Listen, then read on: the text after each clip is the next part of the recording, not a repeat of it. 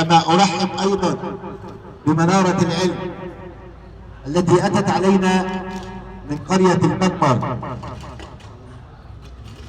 الأستاذة أمنية محمد ناصر.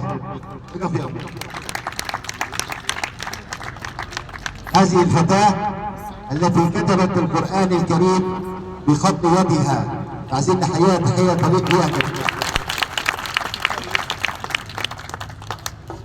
إن شاء الله هنكرمها النهارده بإذن الله.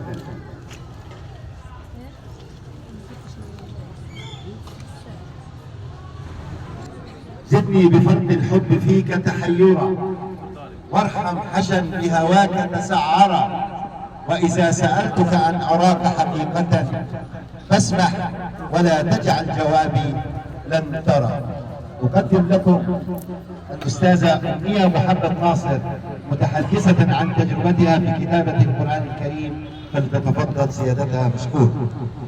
عايزين نحييها.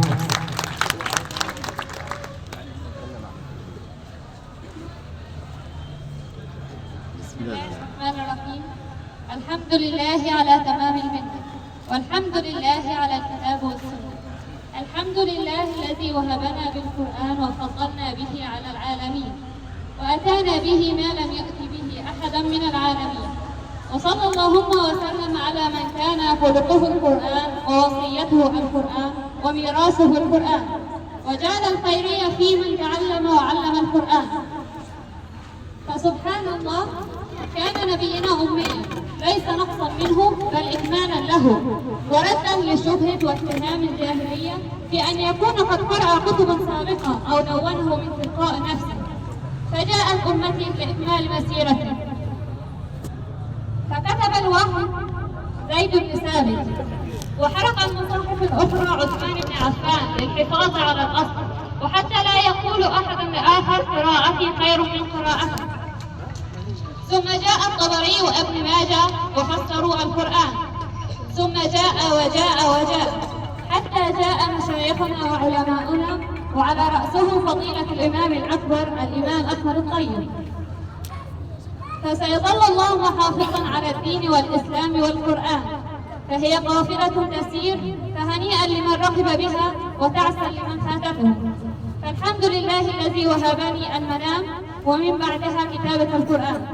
فالحمد لله رب العالمين، شكرا للحضور وشكرا للمنصة الكريمة على التكريم وعلى وجودي بينكم.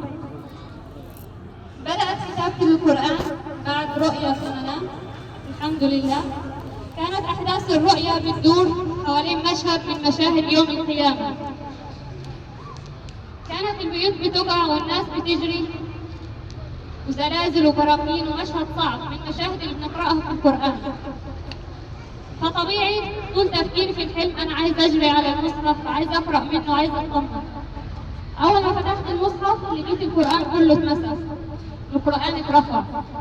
زي ما نعرف قلنا إن يوم القيامة القرآن هيترفع، مش هيبقى غير في الصدور. في الوقت ده فضلت أعيط مش عارفة أعمل إيه. فبدأت أقرأ من اللي أنا حافظاه، وبدأت بسورة البقرة.